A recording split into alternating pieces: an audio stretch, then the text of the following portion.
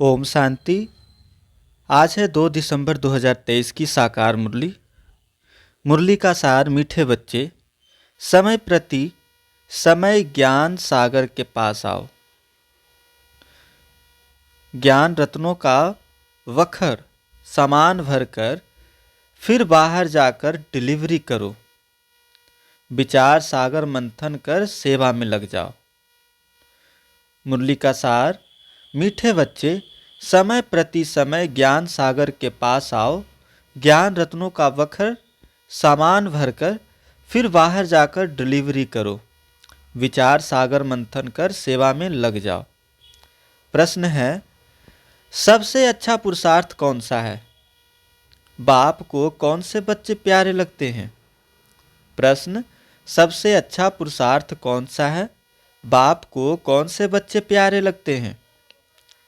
उत्तर है, किसी का भी जीवन बनाना यह बहुत अच्छा पुरुषार्थ है। बच्चों को इसी पुरुषार्थ में लग जाना चाहिए। कभी अगर कोई भूल हो जाती है तो उसके बदले में खूब सर्विस करो, नहीं तो वह भूल दिल को खाती रहेगी।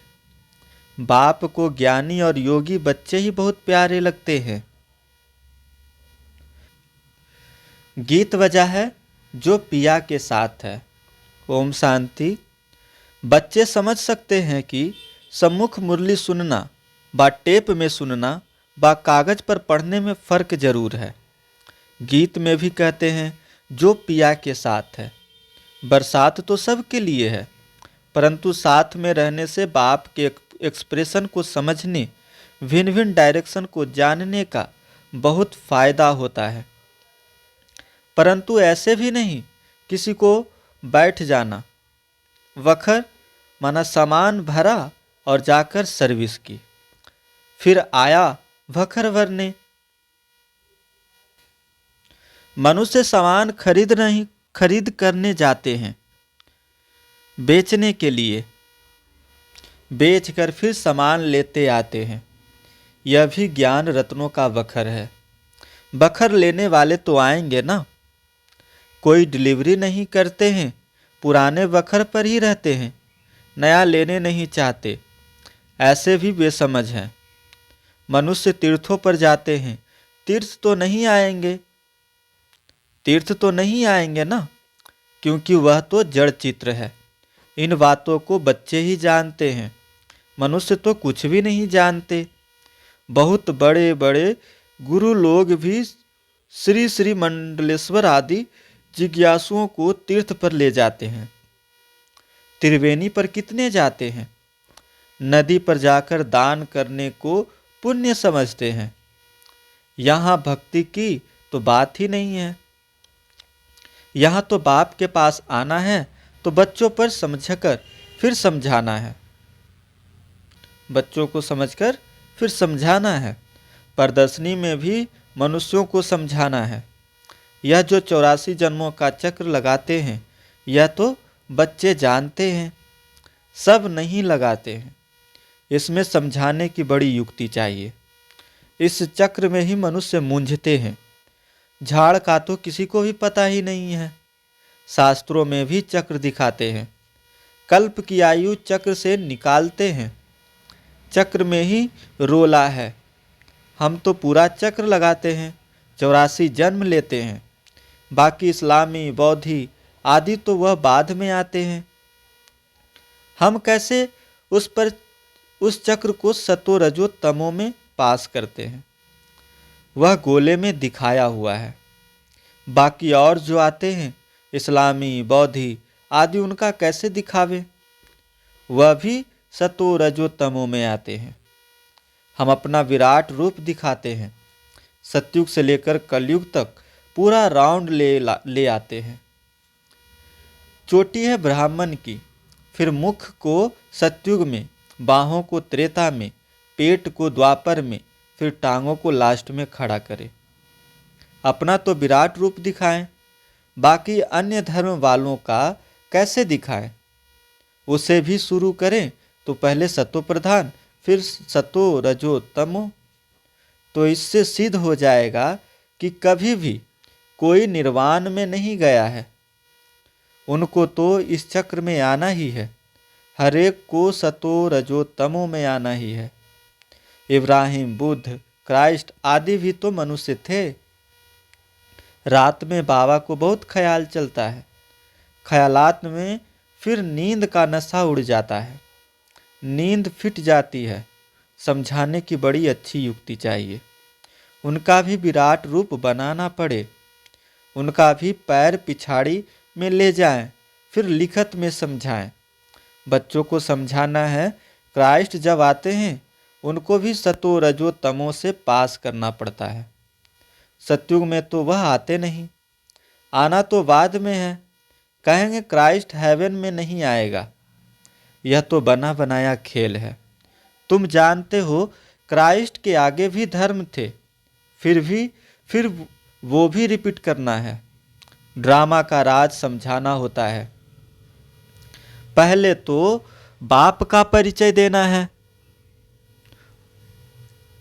बाप से कैसे सेकंड में वर्षा मिलता है? गाया हुआ है, सेकंड में जीवन मुक्ति। देखो बाबा के कितने ख्यालात चलते हैं। बाबा का पार्ट है विचार सागर मंथन करना। God fatherly worth right, now are never, अक्षर लिखा हुआ है। जीवन मुक्ति अक्षर लिखना है। लिखत क्लियर होगी तो समझने में सहज होगा। जीवन मुक्ति का वर्षा मिला। जीवन मुक्ति में राजा रानी प्रजा सब हैं, तो लिखत को भी ठीक करना पड़े। बिगर चित्र भी समझाया जा सकता है, सिर्फ इशारों पर भी समझाया जा सकता है। यह बाबा है, यह वर्षा है। जो योग युक्त होंगे वह अच्छी रीति समझा सकेंगे। सारा मदार योग पर है। योग से बुद्धि पवित्र होती है, तभी धारणा हो सकती है। इसमें देही अभिमानी अवस्था चाहिए। सब कुछ भूलना पड़े, शरीर को भी भूलना है। बस अब हमको वापिस जाना है। यह दुनिया तो खत्म हो जाने वाली है। इस बाबा के लिए तो सहज है, क्योंकि इनका धंधा ही यह है। सारा दिन बुद्धि में लगी हुई है। अच्छा, जो गृहस्थ व्यवहार में रहते हैं उनको तो कर्म करना है। स्थूल कर्म करने से वह बातें भूल जाती हैं, बाबा की याद भूल जाती है। बाबा खुद अपना अनुभव सुनाते हैं। बाबा को याद करता हूँ, बाबा इस रथ को खिला रहे हैं, फिर भूल जाता हूँ। तो बाबा विचार करते हैं, जबकि मैं भी भूल जाता हूँ। तो इन विचारों को कितनी तकलीफ होती होगी। इस चार्ट को बढ़ा कैसे सकते होंगे। प्रवृत्ति मार्ग वालों के लिए मुश्किल है, उन्हों को फिर मेहनत करनी पड़े। बाबा समझाते तो सबको हैं, जो पुरुषार्थ करते होंगे वह रिजल्ट लिख भेज सकते हैं। बाबा जानते हैं बरोबर डिफ़िकल्ट है। बाबा कहते हैं रात को मेहनत करो, तुम्हारा थक सारा उतर जाएगा। अगर तुम योग युक्त हो विचार सागर मंथन करते रहेंगे तो बाबा अपना अनुभव बताते हैं। कब और बातों तरफ बुद्धि चली जाती है तो माथा गर्म हो जाता है।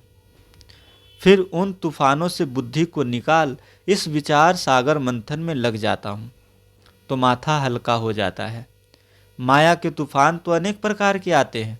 इस तरफ बुद्धि लगाने से वह थकावट सारी उतर जाती है, बुद्धि रिफ्रेश हो जाती है। बाबा की सर्विस में लग जाते हैं।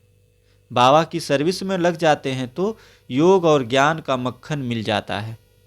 यह बाबा अनुभव बता रहे हैं। बाप तो बच्चों को बताएंगे ना, ऐसे ऐसे होगा। माया के विकल्प आएंगे, बुद्धि को फिर उस तरफ लगा देना चाहिए।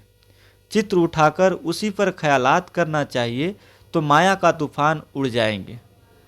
बाबा जानते हैं कि माया ऐसी है जो याद में रहने नहीं देती। थोड़े हैं जो पूरा याद में रहते हैं। बड़ी बड़ी बातें तो बहुत करते हैं। अगर बाबा की याद रहे तो बुद्धि क्लियर रहे। याद करने जैसा माखन और कोई है नहीं, परंतु स्थूल बोझ बहुत होने के से याद कम हो जाती है। बम्बई में देखो पोप आया, कितनी उनकी महिमा थी। जैसे कि सबका भगवान आया। ताकत वाले हैं ना। भारतवासियों को अपने धर्म का पता नहीं है। अपना धर्म हिंदू कहते रहते हैं। हिंदू तो कोई धर्म है ही नहीं। कहाँ से आया, कब स्थापन हुआ, किसी को पता नहीं। तुम्हारे में ज्ञान की उछल आनी चाहिए। शिव शक्तियों को ज्ञान में उछल मारनी चाहिए। उन्होंने तो शक्तियों को शेर पर दिखाया है सारी ज्ञान की बात। पिछाड़ी में जब तुम्हारे में ताकत आएगी तो साधु संत आदि को भी समझाएंगे। इतना ज्ञान जब बुद्धि में हो तब उछल आ सकती है। जैसे पाता गांव में खेती करने वालों को टीचर पढ़ाते हैं तो वह पढ़ते नहीं, उनको खेती बाड़ी ही अच्छी लगती है। जैसे आज के मनुष्यों को यह ज्ञान दो तो कहेंगे यह अच्छा नहीं लगता, हमको तो शास्त्र पढ़ने हैं। परंतु भगवान साफ कहते हैं जप तप दान पुण्य आदि से अथवा शास्त्र पढ़ने से मेरे को किसी ने नहीं पाया। ड्रामा को नहीं जानते, वह थोड़े ही समझते हैं। नाटक में एक्टर्स हैं, पार्ट बजाने यह चोला लिया है। यह है ही कांटों का जंगल। एक दूसरे को कांटा लगाते हैं, लूटते मारते रहते हैं। सूरत भल मनुष्य की है परंतु सीरत बंदर जैसी है। बाप को बैठ बच्चों को समझाते हैं। कोई नया सुने तो गर्म हो जाए, बच्चे थोड़े ही गर्म होंगे। बाप कहते हैं मैं बच्चों को ही समझाता हूँ। बच्चों को तो माता पिता कुछ कह सकते हैं। बच्चों को बाप चमाट भी मारे तो दूसरा थोड़े ही कुछ कर सकता। माता पिता का तो फर्ज है बच्चों को सुधारना, परंतु यहाँ लॉ नहीं है। जैसा कर्म मैं करूँगा मुझे देख और भी करेंगे। तो बाबा ने जो विचार सागर मंथन किया वह भी बतलाया। यह पहला नंबर में है। इनको 84 जन्म लेने पड़ते हैं। तो और भी जो हेड्स धर्म स्थापक हैं वे फिर निर्वाण में कैसे जाएंगे? उनको सतो रजो तमो में जरूर आना है। पहला नंबर है लक्ष्मी नारायण जो विश्व के मालिक हैं। उन्हों को भी 84 जन्म लेने पड़ते हैं। मनुष्य सृष्टि में जो हाईएस्ट न्यू मैन है उनके साथ न्यू वीमेन भी चाहिए, नहीं तो वीमेन बिगर पैदाइश कैसे होगी? सतयुग में न्यू मैन है यह लक्ष्मी नारायण। ओल्ड से ही न्यू होते हैं। यह तो ऑलराउंडर पार्ट वाले हैं। बाकी भी सब सतो तमो में आते हैं। ओल्ड बनते हैं फिर ओल्ड से न्यू हो जाते हैं। जैसे क्राइस्ट पहले न्यू आया फिर ओल्ड बनकर गया फिर न्यू होकर आया अपने टाइम पर। यह बात बड़ी समझने की है। इसमें योग अच्छा चाहिए, पूरा सरेंडर भी चाहिए, तभी वर्षे का हकदार बन सके। सरेंडर होगा तो फिर बाबा डायरेक्शन भी दे सकेंगे कि ऐसे ऐसे करो। कोई सरेंडर है फिर कहता हूँ कि व्यवहार में भी रहो तो बुद्धि का मालूम पड़े। व्यवहार में रहते हुए ज्ञान उठाओ, पास होकर दिखाओ। गृहस्थ में नहीं जाना, ब्रह्मचारी होकर रहना है। रहना तो अच्छा है। बाबा हर एक को हिसाब भी पूछते हैं। मम्मा बाबा की पालना ली है तो फिर कर्ज भी उतारना है तो बल मिलेगा, नहीं तो बाप भी कहेगा कि हमने इतनी मेहनत कर पालना की और हमको छोड़ दिया। हर एक की रग देखनी पड़ती है। फिर डायरेक्शन दिए जाते हैं। समझो इनसे भूल हो जाती है तो बाप उसको अभूल कराए ठीक कर देते हैं। यह भी कदम कदम पर चलते रहते हैं। कब नुकसान हो जाता है तो समझते हैं ड्रामा में था, आगे फिर ऐसी बात होनी नहीं चाहिए। भूल तो अपने दिल को खाती है।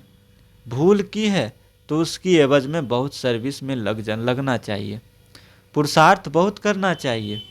कोई का जीवन बनाना यह है पुरुषार्थ। बाबा कहते हैं मुझे योगी और ज्ञानी सबसे प्यारा है।